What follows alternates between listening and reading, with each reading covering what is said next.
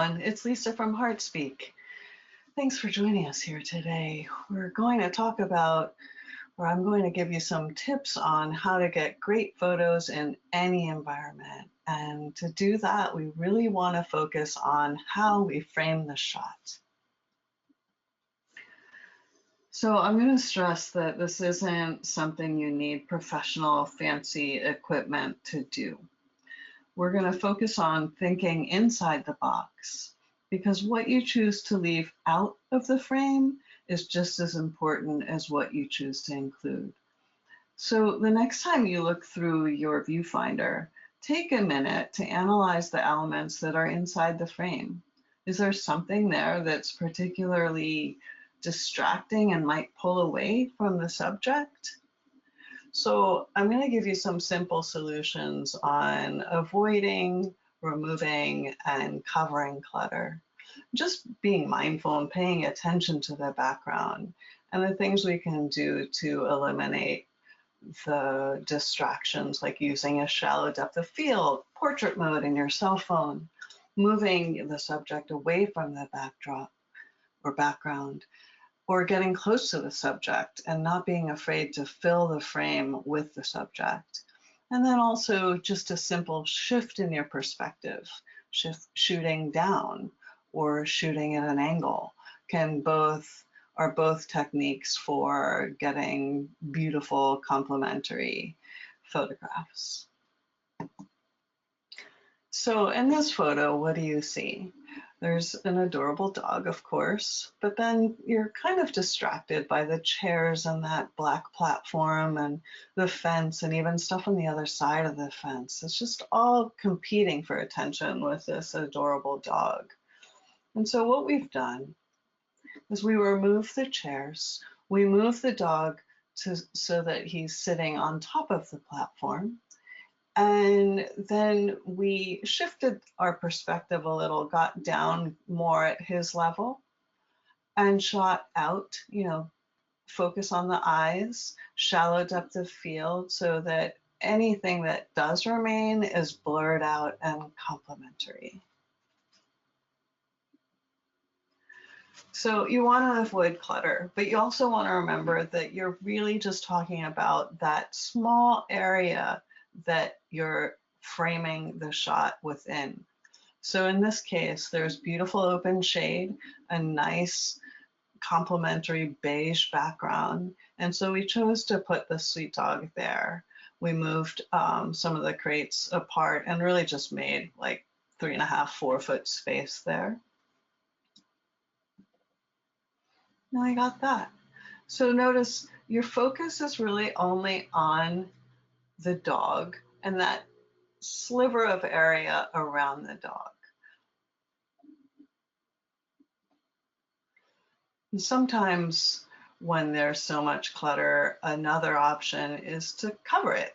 So here, working with what's available, we took a blanket and covered the fan that was in the background. Then to get this shot, just zoomed in with the lens and probably stepped a little closer. And then everything that's on the left and the right and above, as in the first image, is no longer framed in the shot, no longer in the photograph. And that's how we got this beautiful portrait. So this background, it's pretty, it's colorful, but it could also be thought of as a little distracting. It competes for attention with the sweet fuzzy dog. And so in this instance, you can take that background that is a little noisy and make it complementary by taking the subject and pulling it away from the background. So in this photo here, we've got a kitty, and the kitty is much further away from that same background.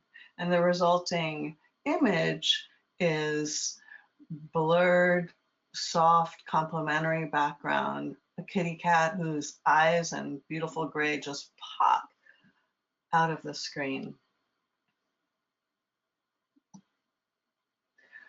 You can also deal with clutter by just filling the frame with a subject. So here, despite there being a conference table and chairs in the background, some benches, and just all sorts of things that one finds in the hallway, I got down on my knees. So shifting slightly up and over the chairs and tables in the back, but I was also cropped tightly into the dog and Christine, the woman in the photo on a chair. And there you have it. You don't really see any of the distraction in the background because of how I frame the shot. Same thing here, kitty cat in the kitty area. And you know, the condos are nice and white and clean and crisp. And so I just use a zoom lens and really filled the frame with the cat. Wasn't afraid to just tightly crop and get in close. Again, I'm using a zoom lens. And it's a nice adoption photo. So there are also times where there's no finding an area that's not cluttered. And so in these cases, you can always shoot down, outdoors or in. The ground is an easy and available backdrop, and seemingly mundane things like gravel, pavement, grass, dirt, or leaves can become complementary backdrops for your photo. Shooting down also gives you an opportunity to get close and intimate. So try shooting with a shallow depth of field or in portrait mode in your cell phone, and focus on the eyes. Let the clutter and the surroundings fade away. I actually love gravel. I love shooting on gravel and pavement. It looks like it's just a beautiful gray. I love how it glistens when you're blurring out the background with a shallow depth of field. And like I keep saying, you can totally achieve this with portrait mode in the newer model cell phones. Sometimes shooting at an angle just makes for an interesting photo. If I were to shoot this dog head on, I would get my reflection. I wanted this space because there was nice open shade, which is complementary in photographs. And I also like playing with lines and perspective. So I shot at an angle. And then we've got these nice lines kind of going off into the horizon towards the beautiful fall foliage. And the dog looks really sweet. She is really sweet. This is great because this is a garage where, you know, the town keeps their trucks. And so Jill had this sweet dog, Emmy, there, and she's actually telling me, giving me the hint to say, baby deer, quietly. So, baby deer.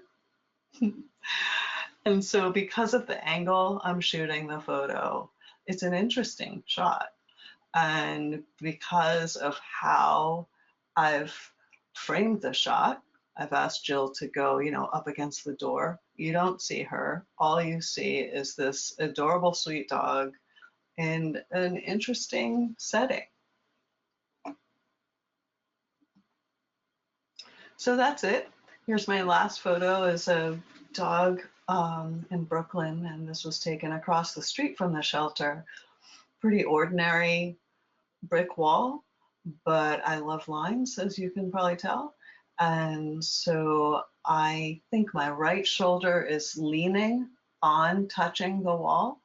The dog was placed back in a doorway, and I just used the lines to our advantage, shooting again at a really shallow depth of field and framing the shot to make an interesting one.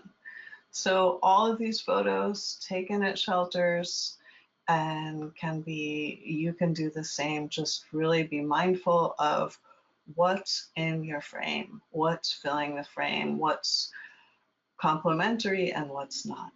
So thanks for joining me. Thanks for everything you guys do to help the animals. Take care.